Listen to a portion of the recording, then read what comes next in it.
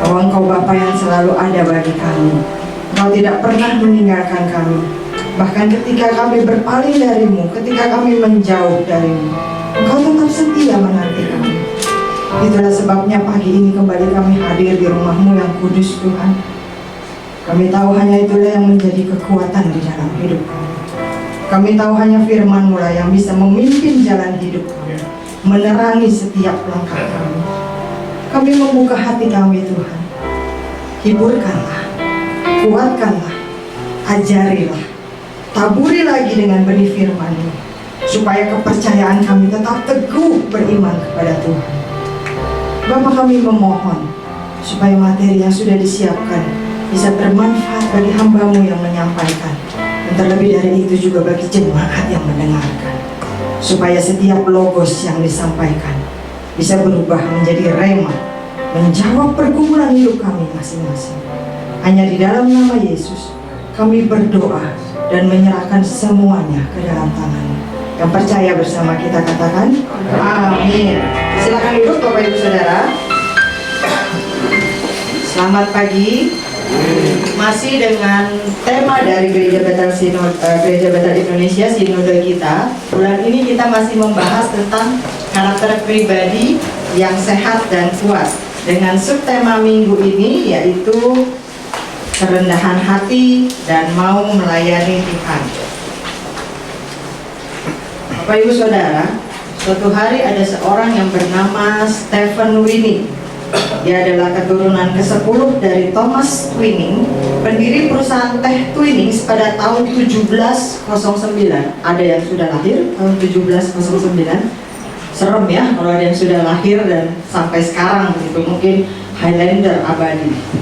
Hingga kini teh Twinings ini diakui sebagai salah satu merek teh terbaik di dunia.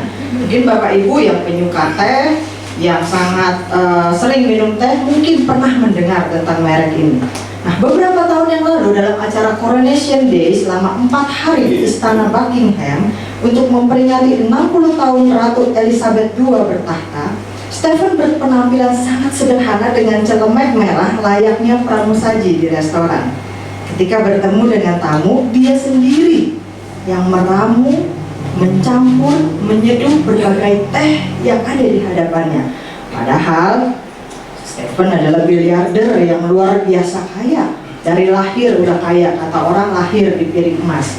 Nah, terus terang Bapak Ibu Saudara, hal ini sangat berkesan karena gak ada pemimpin yang pada saat perayaan besar, pada saat pesta besar, pada saat semua orang bersuka cita, dia malah sibuk melayani tamu-tamu seperti pegawai yang lain. Apalagi Stephen juga termasuk golongan aristokrat atau bangsawan di Inggris. Nah, akhirnya tindakan dari Stephen ini diekspos oleh berbagai media dan namanya dikenal sebagai pemimpin yang melayani. Di dalam iman kekristenan kita, kita juga mengenal pemimpin yang melayani. Siapa Bapak Ibu Saudara? Satu, Tuhan Yesus Kristus. Kalau kita buka dan baca Alkitab kita, nggak cuma baca di layar pada saat ibadah. Yohanes 13 ayat 1 sampai yang ke-20. Keputusan Tuhan Yesus untuk membasuh kaki para muridnya merupakan tindakan yang sangat tidak lazim pada waktu itu. Pada masa itu membasuh kaki orang lain adalah kegiatan yang sangat hina, dipandang sangat rendah, dan itu pekerjaan yang cocoknya buat hamba, buat budak, orang-orang yang tidak dilindungi hukum yang memang pekerjaannya seperti itu. Nah, karena itu sungguh sangat tidak pantas kalau pada waktu itu para murid membiarkan begitu saja kaki mereka dibasuh oleh Yesus yang adalah guru mereka, yang adalah Tuhan mereka. Tapi memang hal ini sengaja Yesus lakukan, bukan supaya dia dipuji, bukan Bapak Ibu Saudara. Yesus nggak perlu pujian, dipuji atau tidak dipuji dia tetap Tuhan. Tapi Yesus melakukan hal itu supaya dia memperlihatkan bahwa dia bukan hanya mengajarkan teori, dia bukan hanya memberitakan firman, dia bukan hanya menyampaikan saja, tetapi dia juga mempraktekkan apa yang dia ajarkan. Dia menghidupi ajarannya tentang kerendahan hati. Nah, kalau kita pengen orang lain mengenal Kristus seperti orang lain mengenal teh Twinings Stephen yang sudah legendaris itu, kita perlu menghidupi apa yang Yesus ajarkan terlebih dahulu. Salah satunya hari ini kita belajar tentang kerendahan hati dan melayani. Yuk kita buka Filipi 2 ayat 1 sampai yang ke-11. Filipi 2 ayat 1 sampai yang ke-11.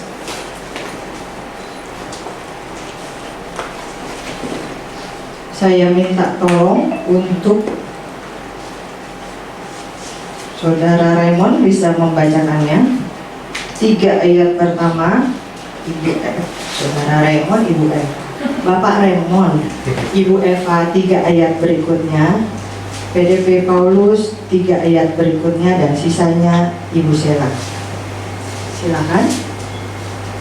Filipi 2 ayat 1 sampai 3. Nasihat supaya bersatu dan merendahkan diri seperti Kristus. Jadi karena dalam Kristus ada nasihat, ada penghiburan kasih, ada persekutuan roh, ada kasih mesra dan belas kasihan. Karena itu, sempurnakanlah sukacitaku dengan ini. Hendaklah kamu sehati sepikir, dalam satu hati, dalam satu kasih, satu jiwa, satu tujuan, dengan tidak mencari kepentingan sendiri atau puji-pujian yang sia-sia. Sebaliknya, hendaklah dengan rendah hati yang seorang menganggap yang lain lebih utama daripada dirinya sendiri. Ya, gitu kan? Ayat 4. Dan janganlah tiap-tiap orang hanya memperhatikan kepentingannya sendiri, tetapi kepentingan orang lain juga. Hendaklah kamu dalam hidupmu bersama menaruh pikiran dan perasaan yang terdapat juga dalam Kristus Yesus, yang walaupun dalam rupa Allah, tidak menganggap kesetaraan dengan Allah itu sebagai milik yang harus dipertahankan. Silakan. Melainkan telah mengosongkan dirinya sendiri dan mengambil rupa seorang hamba dan menjadi sama dengan manusia. Dan dalam keadaan sebagai manusia, ia telah merendahkan dirinya dan taat sampai mati, bahkan sampai mati di kayu salib. Itulah sebabnya Allah sangat meninggikan dia dan mengaruniakan kepadanya nama di atas segala nama, supaya dalam nama Yesus bertekuk lutut segala yang ada di langit dan yang ada di atas bumi dan yang ada di bawah bumi, dan segala lidah mengaku Yesus Kristus adalah Tuhan bagi kemuliaan Allah Bapa. Amin, terima kasih.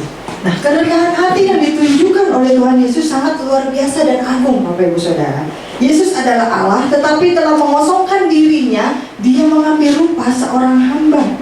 Allah turun ke dalam dunia menjadi manusia, bukan hanya meninggalkan kenyamanannya, bukan hanya meninggalkan surganya yang mulia, bukan hanya meninggalkan segalanya yang dia miliki, keagungan, kemewahannya, turun menjadi manusia. Dan bukan hanya menjadi manusia tok, Bapak Ibu Saudara, bukan hanya menjadi manusia saja. Manusia banyak, bisa jadi raja, bisa jadi pangeran, bisa jadi presiden dan segala macam. Tapi Yesus menjadi manusia dan menjadi hamba. Markus 10 ayat 45 jelas mengatakan, karena anak manusia juga datang bukan untuk dilayani, melainkan untuk melayani dan untuk memberikan nyawanya menjadi tebusan bagi banyak orang. Nah, dalam perikop yang tadi sudah kita baca, Bapak Ibu Saudara, Rasul Paulus mengajarkan kita melalui suratnya kepada jemaat di Filipi, bagaimana kita bisa merendahkan diri seperti Kristus. Ya susah dong.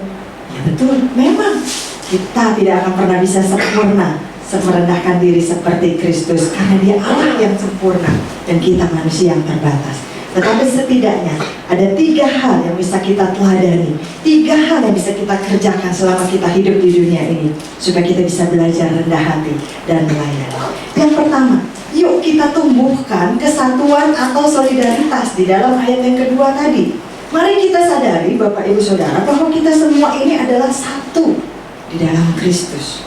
Tuhan Yesus mengatakan supaya kita mengasihi sesama kita. Matius 22 ayat 39. Dan hukum yang kedua yang sama dengan itu ialah, kasihilah sesamamu manusia seperti dirimu sendiri. Dalam Imamat 19 ayat 18, mirip juga dengan itu, janganlah menuntut balas dan janganlah menaruh dendam terhadap orang-orang sebangsamu, melainkan kasihilah sesamamu manusia seperti dirimu sendiri. Akulah Tuhan. Jadi bukan cuma disuruh mengasihi, karena mengasihi itu ada levelnya, betul apa benar Bapak Ibu Saudara? Mengasihi ya kalau kita dalam satu keluarga ya udahlah ya, udah terlanjur lahir sedara gitu kan, nggak bisa milih, ya udahlah gitu. Suami istri mungkin ya mengasihi waktu pacaran 100%, lama-lama udah 50 tahun pernikahan ya udah makin berkurang lah ya, terkikis dengan waktu. Tapi Yesus bilang di sini bukan hanya sekedar mengasihi seperti dirimu sendiri. Ada standarnya Bapak Ibu Saudara. Karena kalau kita bilang mengasihi, ya udah kok mengasihi. Saya nggak mungkin menyakiti orang lain, saya nggak mungkin dengan sengaja melukai orang lain. Tapi ada standarnya, seperti diri kita sendiri. Seberapa kita sayang sama diri kita, itu juga yang kita lakukan kepada orang lain. Nggak perlu tanya sama pendeta, ini boleh, itu boleh, apa. Tanya sama Tuhan, Tuhan udah kasih standarnya. Kita tidak mungkin dengan sengaja melukai diri kita sendiri. Kita nggak mungkin dengan sengaja memotong tangan kita sendiri kalau kita masih waras. Itu standarnya. Itu juga yang tidak boleh kita lakukan terhadap orang lain. Roma 12 ayat yang kelima secara jelas menggambarkan hubungan kita dengan sesama. Demikian juga kita, walaupun banyak, adalah satu tubuh di dalam Kristus, tetapi kita masing-masing adalah anggota yang seorang terhadap yang lain. Nah, Rasul Paulus menggambarkan hubungan kita dengan sesama seperti anggota tubuh, Bapak Ibu Saudara. Masing-masing kita yang hadir di sini adalah anggota tubuh Kristus. Nah, perumpamaan ini menarik. Karena kenapa? Anggota tubuh itu saling terkait, betul apa benar? Nah, tidak ada anggota tubuh yang bisa berfungsi sendiri. Contoh, Bapak Ibu datang di tempat ini, komplit kan ya? Dari ujung rambut sampai ujung kaki. Ada nggak yang hadir di tempat ini kepalanya doang? Kalau ada, mungkin kita nggak jadi ibadah, Bapak Ibu Saudara. Kita udah kabur kocar-kacir, takut karena itu tidak lazim. Ada nggak yang hadir di sini kakinya doang? Badannya masih tiduran di rumah, online aja deh gitu. Nanti saksikan tayang ulang. Nggak ada. Walaupun sekarang bermunculan film-film horor berbagai merek, berbagai judul, ada nggak yang hadir di sini tangannya doang? Atau waktu kita mau makan, Bapak Ibu Saudara, ada nggak tangan kita sendiri yang tanpa digerakkan oleh otak ngambil makanan sendiri lalu masukkan ke mulut? Kalau tidak ada kerjasama antara tangan dan mulut dan gigi dan otot dan segala macamnya, makanan sekalipun sudah kita suap ke dalam mulut tidak akan bisa dikunyah. Otak perintahkan, tangan, perutnya lapar, kosong, kerujukan. Di meja, mata lihat di meja ada makanan nggak? Ada. Tangan, ambil makanannya, ambil. Mulut buka, tangan masukin. Semua ada koordinasinya, udah dimasukin. Gigi, ayo kunyah semuanya. Lidah, ayo bantu menelan. Munculkan air ludah supaya bisa dicerna dengan baik. Tenggorokan, ayo telan. Lalu masuk ke perut dan seterusnya. Ada kerjasama yang baik. Nah, itulah sebabnya Rasul Paulus menggunakan perumpamaan, menggunakan analogi, menggunakan contoh bahwa kita semua adalah anggota satu tubuh. Karena ini sangat mudah kita mengerti sesuai dengan tubuh kita sendiri, Bapak Ibu Saudara. Tidak bisa bekerja sendiri-sendiri walaupun masing-masing adalah anggota tubuh. Setiap anggota tubuh Kristus wajib tolong-menolong dan saling melengkapi dalam tugas dan pelayanannya. Gak ada orang yang sempurna, Bapak Ibu Saudara. Nobody's perfect. Oleh karena itu kita harus memiliki sikap yang rendah hati, sama seperti Kristus. Saya ingin memberikan contoh nama Stephen yang lain. Kalau tadi Stephen Twinings, kalau yang ini Stephen Strange. Beberapa mulutnya udah mengucap. Yang udah nonton, saya bukan mau, yang belum nonton, saya bukan mau spoiler. Atau supaya lebih ramai lagi di bioskop yang sudah ramai itu, tidak. Tapi ketika saya menemani anak-anak saya menonton sesuatu, saya belajar untuk melihat apa pesan moral di sana. Orang bilang apa? Ambil yang baik, tinggalkan yang buruk. Saya tidak akan membahas sisipan LGBT di dalamnya. Saya tidak akan membahas hal-hal lainnya.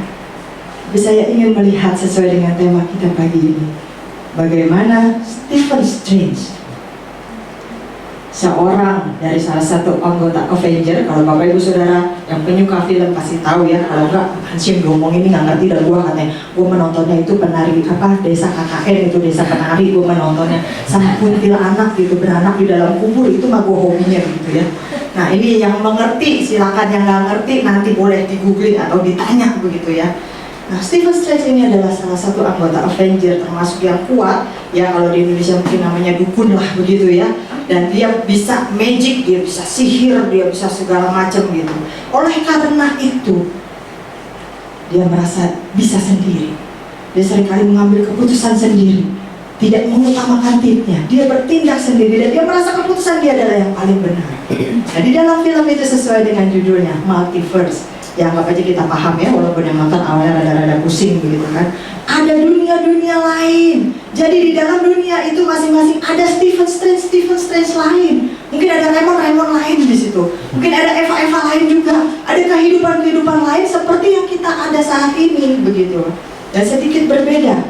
Nah, ketika dia menjalani semuanya itu, singkat cerita Bapak Ibu Saudara, karena kalau diceritakan semua lebih lama dari jam ibadah kita begitu ya. Stephen Strange menolong seorang anak yang dikejar-kejar karena kemampuannya bisa melewati berbagai multiverse itu. Jadi ceritanya masing-masing orang jadi superhero, punya kemampuan.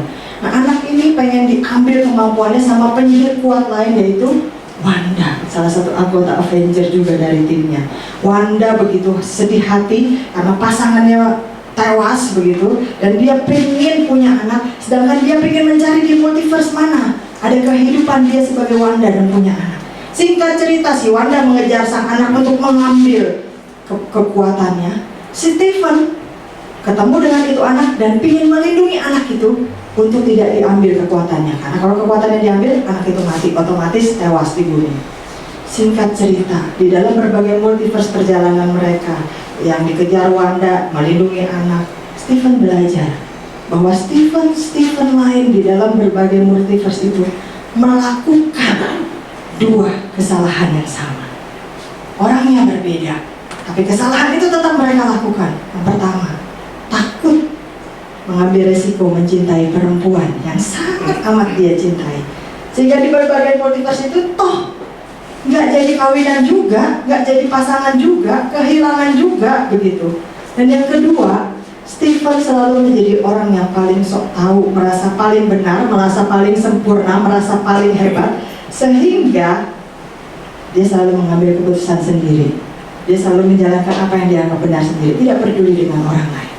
Dia menganggap orang lain lebih rendah dari dia. Dia menganggap orang lain tidak sesempurna dirinya. Dia tidak perlu bekerja sama dengan orang lain. Dia tidak perlu memikirkan orang lain karena dia bisa sendiri.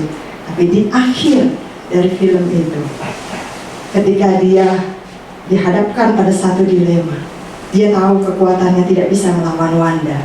Dia tahu Wanda lebih kuat dari dia.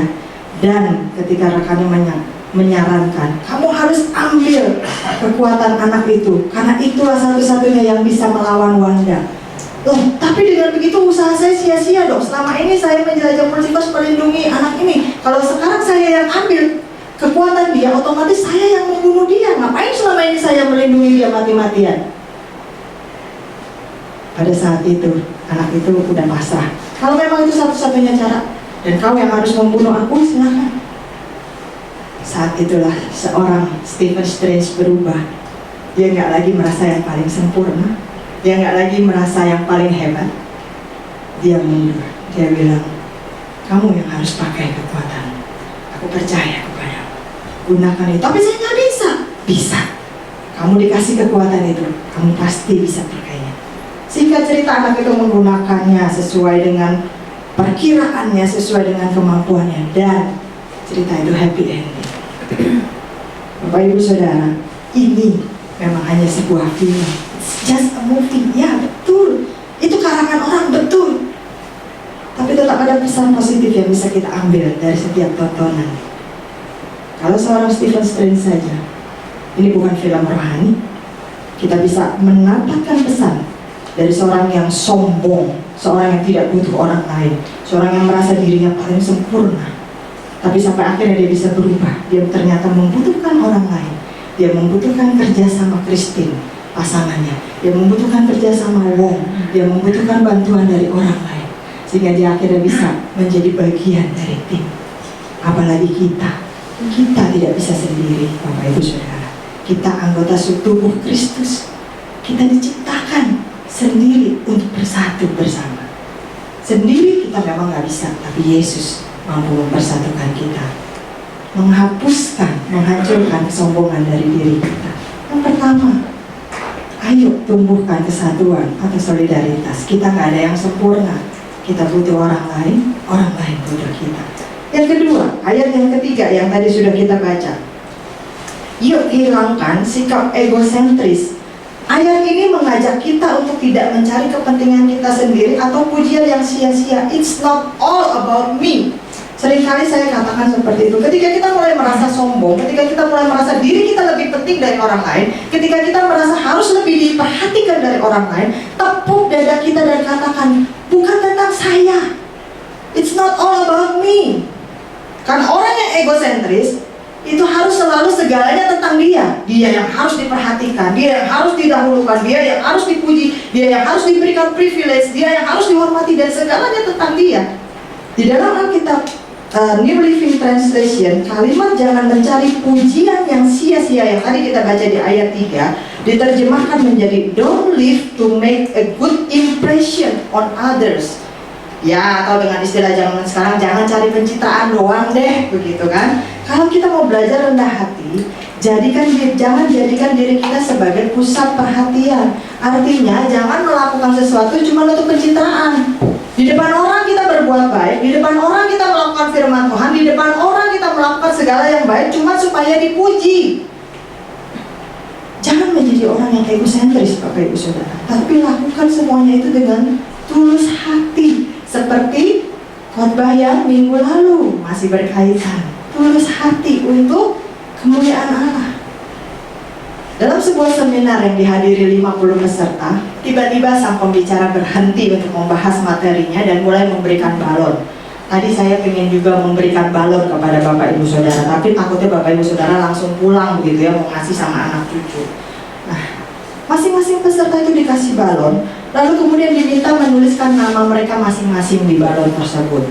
Dituliskan Paulus di balonnya, Sheila, Ibu Esther, Nya, dan seterlebihnya.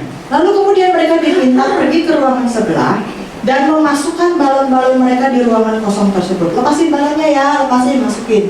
Lalu kembali lagi ke ruangan yang tadi. Sudah semua?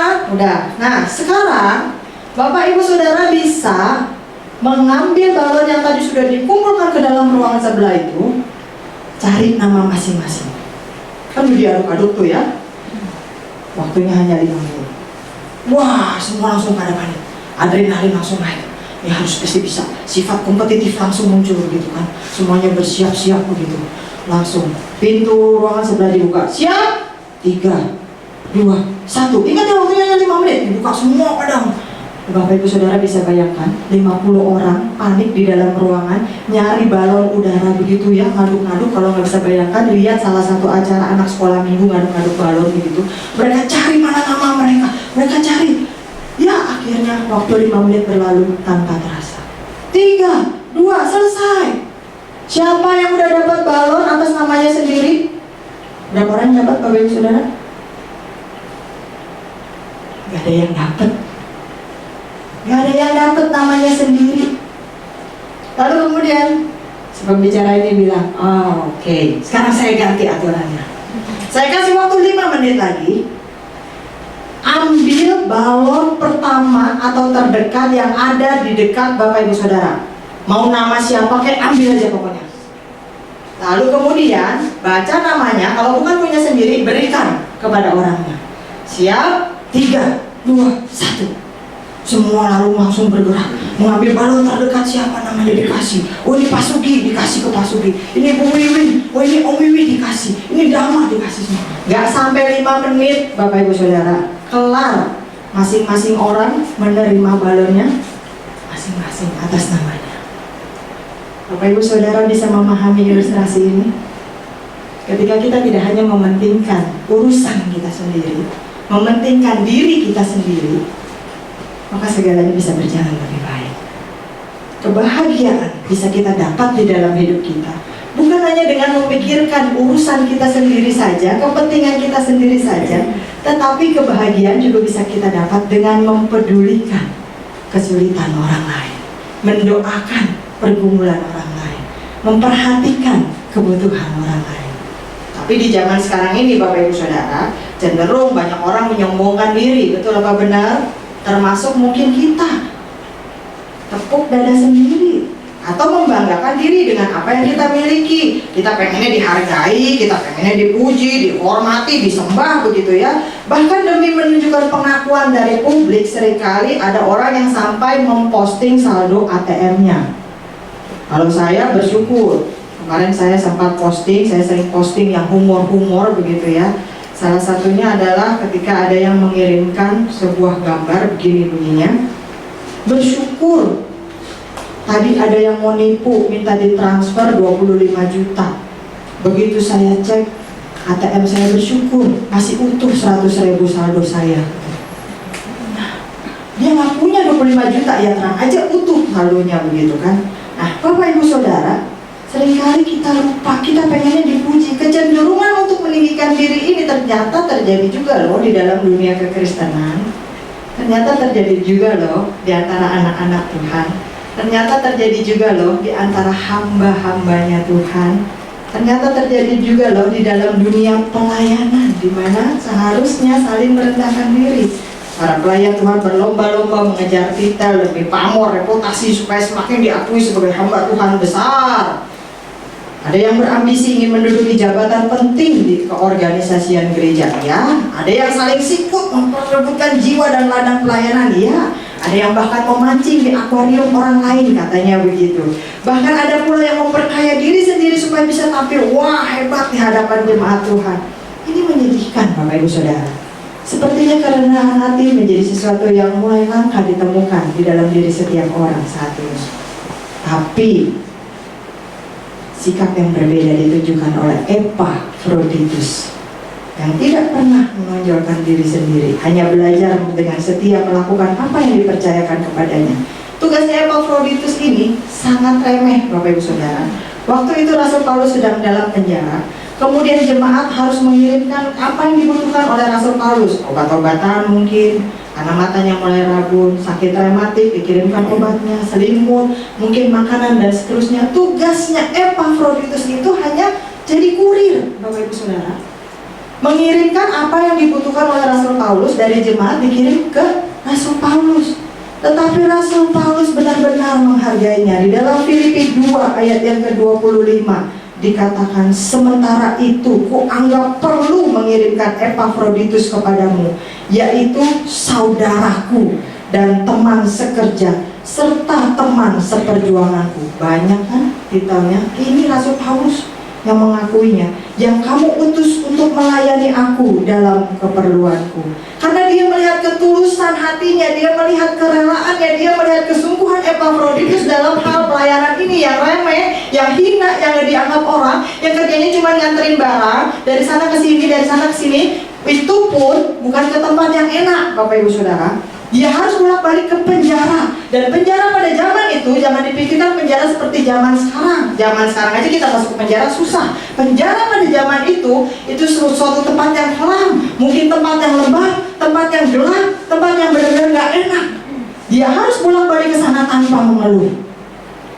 Mungkin kalau dipikir tanpa bayaran juga.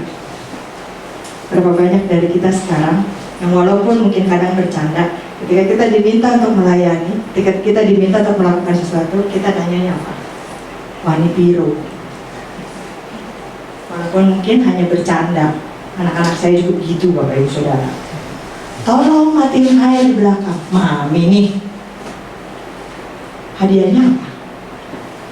Hadiahnya kadang-kadang saya suka kasih gitu kan. Boleh makan kue di kulkas. Itu memang boleh Mami gitu kan.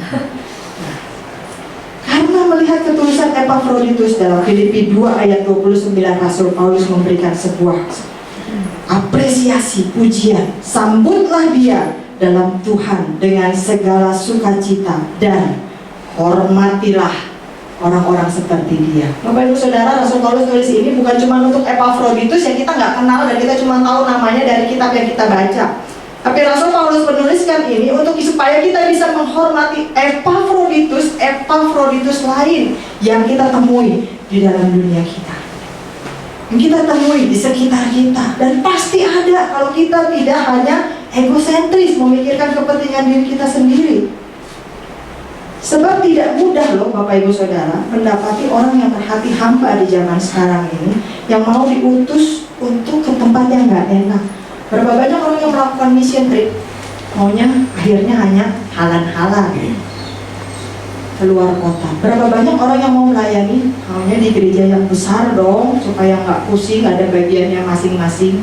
Kalau di gereja kecil, satu orang mengerjakan banyak bagian, gitu kan. Berapa banyak orang yang tidak mau kalau ibadah pendetanya nggak terkenal. Siapa yang khotbah hari ini? Hah? Namanya kok nggak terdengar? Enggak deh. Sangat sulit menemukan orang yang berhati hamba seperti Epafroditus.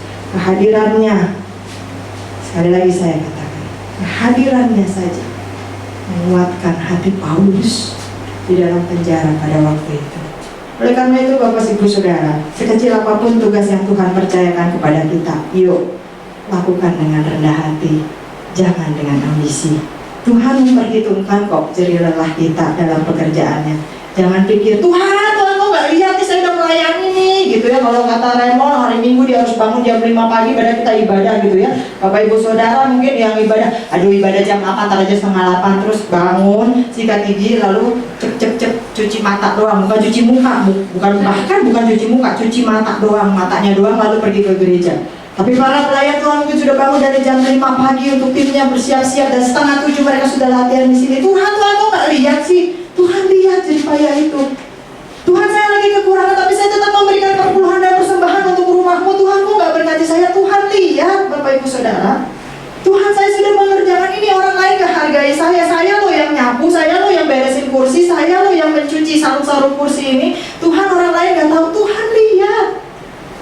Dan Tuhan menghargainya. Buktinya apa? Buktinya 1 Korintus 15 ayat 58. Yuk kita baca 1 Korintus 15 ayat 58. Karena itu saudara-saudaraku yang kekasih, berdirilah teguh, jangan goyah, dan giatlah selalu dalam pekerjaan Tuhan. Sebab kamu tahu bahwa dalam persekutuan dengan Tuhan, jerih payahmu tidak sia-sia. Orang lain boleh gak hargai kita, orang lain boleh gak puji kita, tapi Tuhan tahu, Tuhan puji, Tuhan catat, Tuhan berkati, Tuhan pimpin hidup kita. Itu yang lebih penting.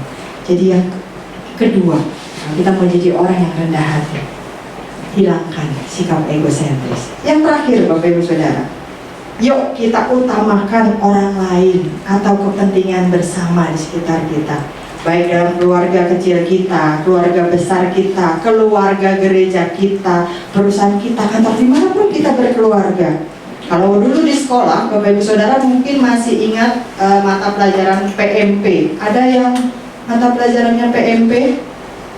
Ketahuan ya umurnya Bapak Ibu Saudara ya. Pendidikan Moral Pancasila. Oke, saya tanya lagi. Ada yang mata pelajarannya PPKN?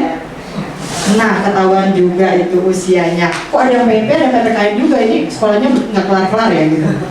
Nah, kalau PPKN, pendidikan apa tuh? Nggak tahu lah, gue pokoknya tiap hari ada tuh pelajarannya PPKN. Gue nggak tahu deh, tanya sama gurunya, nggak tahu lah, pokoknya begitulah. Yang pasti yang paling gue suka tuh pelajaran kosong gitu ya. Pelajaran kosong sama pelajaran habis udah tuh hobinya gitu kan. Nah, ada yang PKN, lain lagi nih Bapak Ibu Saudara. PKN, kalau tadi PPKN, ini PKN. Saya tanya sama Paulus aja deh. Kata Paulus di bahkan Batman, gue kan guru agama, bukan guru PKN. Itu apa? Lagi gue googling dulu deh apa nih artinya PKN. Intinya Bapak Ibu Saudara, apapun akronimnya tidak penting, tapi pelajaran atau materi yang diajarkan untuk kita selalu mengutamakan kepentingan orang banyak. Mau itu namanya PMP, mau itu namanya PPKN, mau itu namanya PKN, kita diajarkan untuk mengutamakan kepentingan orang banyak, kepentingan orang lain.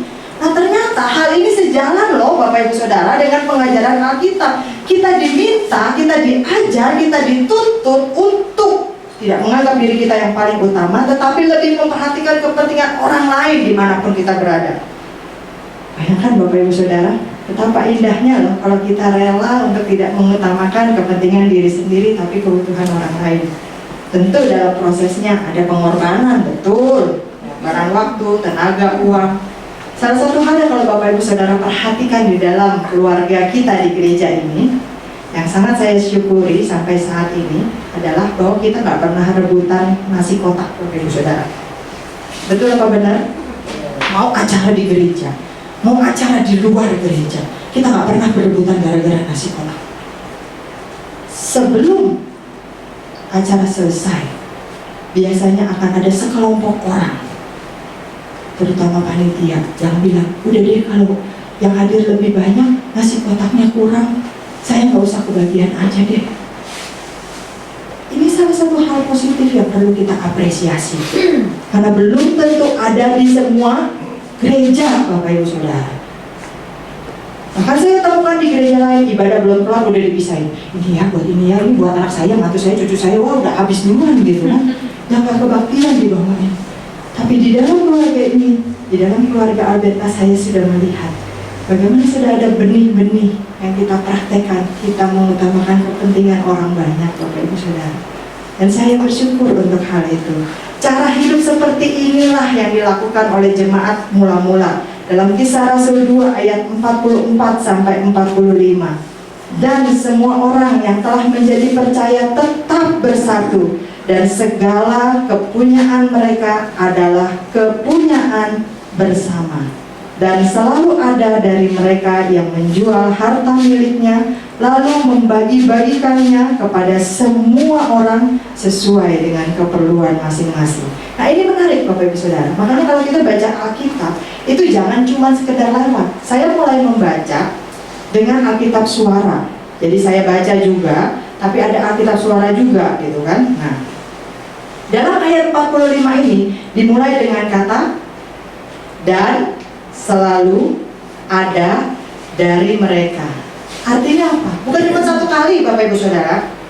Bukan cuma insidentil, bukan cuma mut-mutan, bukan cuma kebetulan, bukan cuma saat itu, tetapi ini menjadi sebuah kebiasaan yang dilakukan lagi, terus menerus. Bukan hanya sekali nyumbang gereja Bapak Ibu Saudara. Bukan hanya sekali mereka menjual harta miliknya. Bukan hanya sekali mereka beribadah. Bukan hanya sekali mereka mengutamakan kepentingan kelompok mereka dibandingkan kepentingan mereka sendiri. Tetapi ini sudah menjadi sebuah kebiasaan yang baik di antara mereka, dan terus mereka kerjakan. Bapak Ibu Saudara, kerendahan hati Kristus membuat kita semua bisa diselamatkan. Kita patut dihukum karena dosa dan kesalahan kita. Tetapi Allah dengan kerendahan hatinya mau turun ke dalam dunia, berinkarnasi menjadi Yesus Kristus. Bukan hanya datang ke dalam dunia kemudian leha-leha begitu saja, tidak. Tapi datang ke dalam dunia menyerahkan dirinya untuk mati di kayu salib. Kematiannya itulah yang menyelamatkan kita dari dosa. Betapa berartinya kerendahan Kristus bagi hidup kita. Dan mari kita sadari Bapak Ibu Saudara, bahwa kerendahan hati kita juga pasti berarti bagi orang lain. Pertanyaannya di akhir dari khotbah ini, bagi kita yang sudah diselamatkan dan ditebus oleh Kristus, sudahkah kita belajar untuk menjadi orang-orang yang rendah hati? Kerendahan hati kita bisa menular loh Bapak Ibu Saudara, dan memberikan dampak positif bagi orang-orang di sekitar kita, dimanapun kita berada. Coba Bapak Ibu Saudara lihat ke kiri kanan. Jangan senyum, lihat kiri kanan. Jangan senyum, udah pada senyum. Kalau kita senyum, lawan kita biasanya otomatis ikut senyum. Walaupun kita pakai masker. Ada yang senyum tapi dimelototin matanya, nggak mau ketahuan senyum, nggak mau ketahuan senyum. Ya otomatis ketika kita senyum, walaupun pakai masker kelihatan senyum. Coba Bapak Ibu Saudara, kalau seandainya nanti masker udah nggak usah dipakai, terus kita ada yang nguap, nular nggak? Andreas nguap. Semuanya nguap, pendeta juga ikut nguap, kita udah aja yuk gitu, makanya kelamaan. Kalau senyum dan nguap aja menular, kerendahan hati kita juga bisa menular Bapak Ibu Saudara. Bukan hanya hal-hal toksik yang bisa kita tularkan, ngomel, ngegerutu, komplain, ngeluh, itu mah gampang, racun itu. nggak ditularin juga nyebar. Tapi ayo kita tularkan kerendahan hati dimanapun kita berada. Ajak orang lain untuk melayani. Jadi yang pertama, kita bisa tumbuhkan kesatuan dan solidaritas. Yang kedua, hilangkan sikap egosentris kita. Bukan kita yang paling penting, Tuhan yang paling utama. Yang ketiga, utamakan orang lain atau kepentingan bersama. Melakukan ketiga hal ini nggak mudah ya Bapak Ibu Saudara. Adalah hal yang normal kok, normal, wajar. Selama kita masih jadi manusia, kita menghendaki pujian atau apresiasi dari orang lain, itu wajar Bapak Ibu Saudara. Aduh bagus ya tadi pujiannya hari ini memberkati banget toh.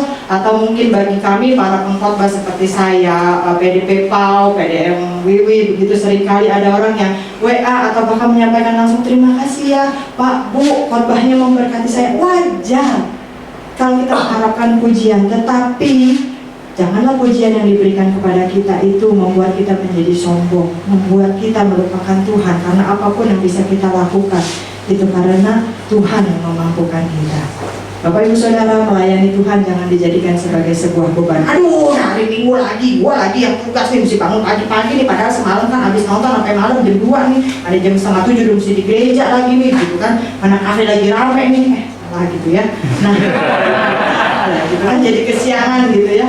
Jangan dijadikan sebagai beban gitu ya, tapi jadikan itu sebagai kesempatan. Yes, masih bisa melayani Tuhan hari Minggu. Yes, masih dapat anugerah Tuhan gitu kan. Melayani Tuhan juga bukan untuk kita pertontonkan. Ya, suara gue bagus, baru beli baju baru, mumpung nih bisa dipakai gitu. Bukan. Atau menunjukkan kepada dunia tentang titel kita. Ada penatua, diakon, wis gue sekarang pendeta, PDM, diakon terdengar hebat, diakon nih begitu ya. Enggak. Untuk melayani tidak dibutuhkan orang yang hebat, Bapak Ibu Saudara. Karena orang yang hebat merasa diri sulit menghargai orang lain. Tapi untuk melayani Tuhan dibutuhkan orang yang cakap dan juga memiliki kerendahan hati serta rela melayani sebagai hambanya Tuhan. Miliki kerendahan hati dan suka melayani siapapun. Lakukan dengan konsisten dan minta kekuatan dari Roh Kudus untuk memampukan kita melakukannya sebagaimana Kristus yang harus kita teladani. Amin Bapak Ibu Saudara. Mari kita sama-sama berdiri. Kita akan menyanyikan satu pujian yang sudah sangat lama dan saya rasa Bapak Ibu Saudara semua pasti hafal. Betapa hatiku berterima kasih Yesus.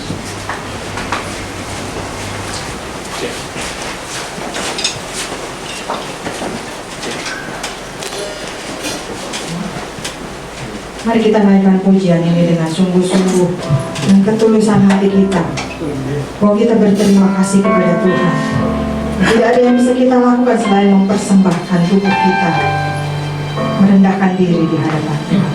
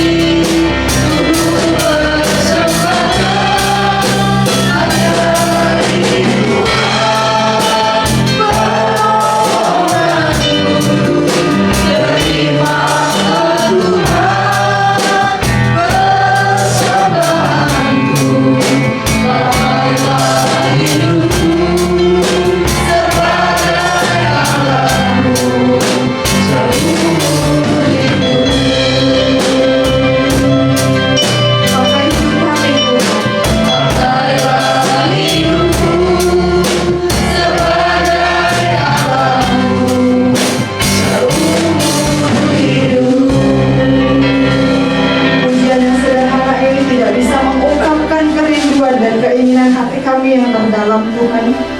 Betapa kami ingin merendahkan diri kami serendah-rendahnya di hadapan-Mu. Kami tidak punya apa-apa Tuhan. Ketika kami lahir di dalam dunia ini, kami pun tidak membawa apa-apa. Semua yang bisa kami nikmati, semua yang bisa kami miliki, itu pun hanya anugerah Tuhan di dalam hidup kami. Tidak pantas dan tidak ada yang bisa kami sombongkan sama sekali. Bapa di dalam surga, terima kasih. Pagi ini kami belajar. Pagi ini kami ditegur. Pagi ini kami diingatkan bahwa kami harus wajib, kudu, mesti menjadi orang yang rendah hati. Pujian yang disampaikan kepada kami sebagai apresiasi janganlah membuat hati kami menjadi sombong, tetapi biarlah kami lakukan itu untuk menjadi pujian bagi Allah. Karena semua yang kami bisa lakukan asalnya dari Allah. Dan ketika kami bisa melakukannya pun, itu kami kembalikan untuk kemuliaan Allah. Ampuni kami Tuhan, kalau kami sombong dengan apa yang kami miliki selama ini. Ampuni kami Tuhan, kalau kami sombong dengan apa yang Tuhan anugerahkan dan Tuhan percayakan di dalam hidup kami selama ini. Ampuni kami Tuhan, kalau ada banyak hal yang menyebabkan kami sombong dan memikirkan kepentingan kami sendiri ketimbang orang lain, sehingga kami tidak mau merendahkan hati terhadap orang lain. Kami tidak mau merendahkan hati di hadapan Tuhan. Kami tidak mau melayani orang lain, dan kami tidak mau mencontoh Kristus dengan berbagai alasan. Mulai pagi ini, Roh Kudus yang tinggal di dalam hati setiap kami akan terus mengajar kami, memampukan kami, memperlengkapi kami, supaya kami dimampukan menjadi pelaku-pelaku firman yang baik dan bukan hanya sekedar pendengar saja. Terima kasih Tuhan. Hanya di dalam nama Yesus kami berdoa dan bersyukur. Percaya bersama kita katakan amin. Sekarang duduk Bapak Ibu.